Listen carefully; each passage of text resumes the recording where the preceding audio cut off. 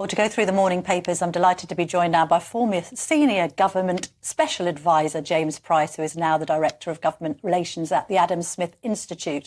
And before we look at the papers, James, I was going to put this story on because it's dominated the front pages since Wednesday.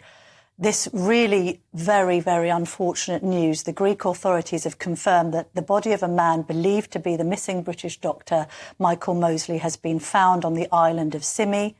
Mosley went missing after going for a coastal walk on the island on Wednesday. We've now heard from the island's Deputy Mayor, Nikitas Grillas, who has said he has been found in the area of Aya Marina. I can confirm that it is him. That comes on the fifth day of a massive air, land and sea operation to find the TV presenter and health guru who popularised intermittent fasting and designed the 5-2 diet. He was 67. He's got 4 children who all went out there this week to join the search. Dr. Mosley's wife had spoken about how unbearable these last few days have been, and now we get this news. It's just absolutely horrific, isn't it, James? I don't really know what to say or how to react in any way other than to express sincere condolences to Dr. Mosley's wife and his 3 children. What an awful, awful thing to have happened. Yeah, absolutely right. Unfortunately, most of us can never know what that feels like, and the awful sort of finality of finding a body and the process of confirmation. It brings some sort of beginnings of closure, but at the same time, it is that loss of all hope as well that is just such a gut-wrenching feeling. And I suppose the outpouring of worry and concern goes to highlight that this man has done an awful lot to try and help people live happier, healthier lives, which is, as legacies go, it's a pretty good one. Very good one. He'd be hugely missed, very, very well respected. I'm sure GB News will be bringing you more news of developments as they proceed throughout the day in Greece to carry out all of the necessary checks that are needed to confirm this very, very sad news. That has dominated the newspapers this morning, and of course election coverage. This D-Day story isn't going away, is it, James? No, sadly not. I think it hits at the heart of everything that we believe in of ourselves as a country. The World War II is a sort of foundational myth of modern Britain now. It's sort of replaced an awful lot of sort of Christian imagery and ideology from thousands of years before that, and it's become the sort of central tenet of everything that makes this country great, and I think that's why it hurts so much. Yes. I do think on this that it is, whilst it is a pretty catastrophic error of judgment from the Prime Minister and his top team, and he's held his hands up to that, I do think that that's what it is, rather than this being a symbol of being unpatriotic or any of this kind of stuff. I think that's all a pretty nasty thing for someone who, there's an awful lot of, Rishi Sunak's so great, he could be off in America making lots of money chat. Well, he chose not to do that and to come to the UK and to get involved in politics, which is, as he's discovering, a pretty brutal game because he thinks he can make a difference. Also, he said in interviews that he plans to stay on as an MP even if he loses, which some people might not believe, but that's what he said. As it stands now, James, obviously the Labour Party keen to capitalise. There's been this row during the week about this £2,000 on tax bills under Labour, which was a point of the TV debate on Tuesday, the ITV debate between the 2 leaders. Now the Labour Party are telling the Sunday Times, they've splashed this story, put it on their front page, that they are promising a tax triple lock in their manifesto, which I think is due out on Thursday. We've got Lib Dems on Monday, I think Tories on Tuesday and Labour on Thursday. Set your alarm clocks, folks. A tax triple lock, that's quite clever politics, isn't it? Well, I think so. I think it's one wonderful thing in a way from the Conservatives that if the main legacy they get of this is to try and box the Labour Party in from its natural kind of DNA-based instincts to raise taxes wherever it possibly can. The Conservatives have raised taxes in lots of ways, and that's been a real pity. I think it's at the highest level since D-Day, since the Second World War, and that's terrible. Good point. But that's, I think, for the Conservatives, a lack of being able to grip the issues like productivity and growth and things like that, whereas for the Labour Party, it's in their instinct. They don't think that individuals and families and businesses are very good necessarily at spending their own money, and they think the state can spend it better. So if they've been boxed in and say they can't raise these taxes at least, that's really good. But of course, that is the three of the big taxes: income tax, national insurance, VAT. but there are all kinds of other taxes Yes, as well, there right? are, Everybody yes. watching now who might be in the background also booking a holiday, they pay extra taxes on those aeroplane flights, pay extra taxes on all sorts of other things Green that get us taxes. in other ways. Oh, so many green taxes Lots of these stealth days. taxes in the background, buried into budgets. And what will happen to those? They'll all go up as well. I shall ask Emily Thornberry this. She'll be on a little later on the show. I shall be asking her, well, if you're not going to put tax up, how are you going to pay for everything? Quite. Also a question I'll put to Mel Stride, by the way. The Mail on Sunday have done a little bit of an expose on Labour and have made suggestions that there are some aspects of the Labour Party, some caucuses that want the Labour Party to be closely aligned with the EU in the future.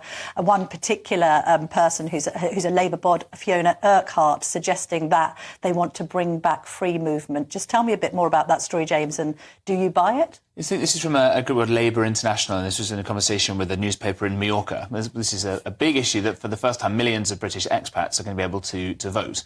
And they haven't been able to before. So it's reaching out and grabbing those, and the assumption being that if you're a Brit who lives abroad, you like the idea of free movement, and some of the Brexit shenanigans have caused some difficulties as we shake these things out. I think there's a broad point that our relationship with the European Union is not going to stay as it is now forevermore. No relationship with any other country ever does. These things are always going to be in a state of flux, and maybe we'll bargain in good years and get them better deals and manage to stay out of all the bad stuff that the country clearly thinks and understands correctly that the European Union does. Free movement's a really difficult thing. I mean, we had this in the Brexit debate. This is the real sentiment, because a lot of younger people like to move around. Yes. And you know, it's a wonderful thing to do that. The problem we've had is that if you have an unlimited number of Europeans coming to this country to work and to live, and you can't work out how many hospital places they need, you can't work out how many school places they may need, we can't build enough housing if we don't know where they are. Those are all the reasons why freedom of movement became such a difficult issue. That alongside issues of sort of societal assimilation, everybody getting on. Yeah. Right? And I think it was a sensible thing that ended. The problem was, instead of now getting lots of young Spaniards, young Italians, young Poles, who are culturally pretty similar to us, they share similar values, similar religions, similar-ish languages, and cultural outlooks and recent history, again, the Second World War, things like that. And we replaced it not with higher wages for Brits, not with cool automation and robots and exciting things like that. We've just been pumping it with more cheap immigration from other parts of the world. So we've not fixed that problem. And we've not even got people who are quite as culturally similar to us. And we've seen, everybody with two eyes to see has seen the kind of assimilation problems we're seeing up and down the country now. And if they were going to go back to having lots of young Europeans as well, the numbers are just going to go up and up and up. And the numbers game, take back control of our borders. Well, not quite, because 2 million people have come in the last Parliament alone, we read. Right. On the EU and this closer alignment with the EU under Labour, I find it intriguing because the European elections are going on as we speak, and we've had some. It started, didn't it, last Thursday? It finishes, I think, tonight, and then we'll get the results on Monday. There's this prediction that there's going to be a surge in so-called far-right parties. Not everyone agrees they're far-right, but that's how they're described by the press. We've already seen that happen in the Netherlands. We're seeing it happen in Poland. To an extent, we've seen it happen in Italy. And yet the likes of David Lammy and co want to be closer aligned with these continental cousins that don't agree with them ideologically on anything. Yeah, absolutely. I mean, I think it's a wonderful irony, all this, that sadly, as it looks like the UK is going to be voting in a very left-wing government, the rest of the world, it's not just Europe, is moving on a rightward shift. I suspect we'll see a right-wing government in the United States soon. Yeah. We're seeing them popping up across Latin America. And by right-wing, I mean, I think this is a good thing. Someone like Javier Milei in Argentina, cutting taxes, letting people take control of their lives, a good thing. We're seeing the European version of that, as you say, happening all over. Here's an interesting prediction for you. In 10 years' time, will rejoining the European Union be a right-wing issue here in the UK? Because the kinds of cultural problems that we're seeing here, they're seeing much worse on the continent. And the sort of things that they'll be doing to address some of those are going to look so punitive, look so harsh right now to our kind of soft British eyes. You'll get a lot of trendy lefty Labour types saying, oh, thank goodness we're not part of the European Union and all the mean things they're doing to secure borders and things like that. Also, the conditions attached to rejoining will be much higher than the conditions that were attached to any reform deal that David Cameron tried to negotiate. These two stories are linked, actually, because there's a story in the Sunday Telegraph talking about immigration, and Nigel Farage has said this is an immigration election. I'm not quite convinced of that, because I think people have different priorities.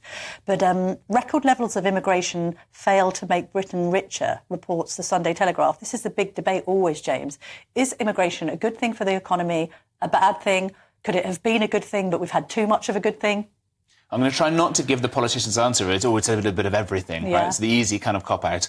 I mean, it's an obvious point that if the immigrants who are coming in are all supremely skilled, supremely hardworking, love the United Kingdom, right? My other half is American, grew up watching The Vicar of Dibley, always wanted to come to the UK, got a big, proper grown-up job, unlike me, in the city, pays lots of taxes, contributes with, great skills, all that kind of stuff. Sounds like the perfect partner. Oh, she's the best. Well done.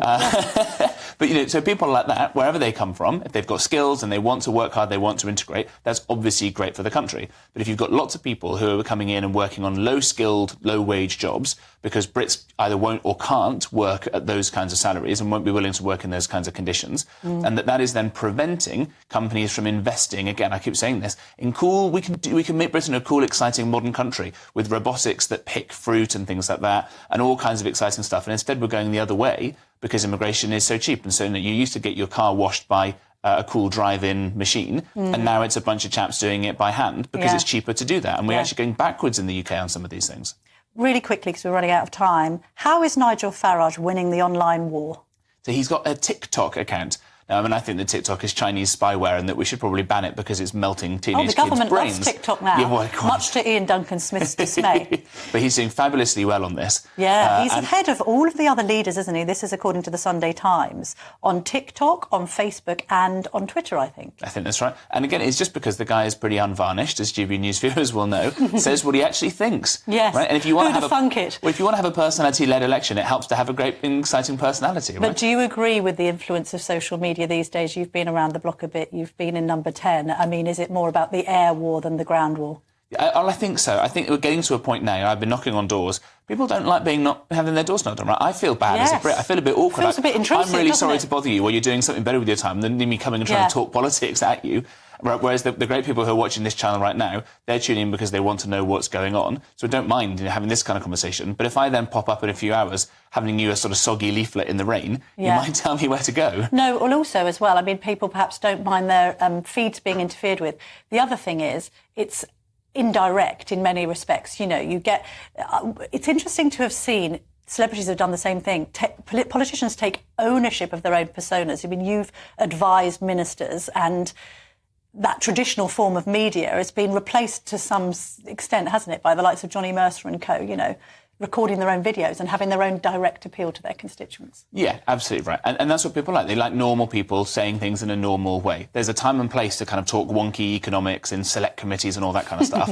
But if you're going to be looking on your phone or knocking on your door, you want someone who seems like they've vaguely ever spoken to another human being before. That's always shocks me there are politicians who aren't like that. I know. We like politicians that speak human. James, you speak human, and I'm glad to have heard you speaking this morning. Thank you very much indeed.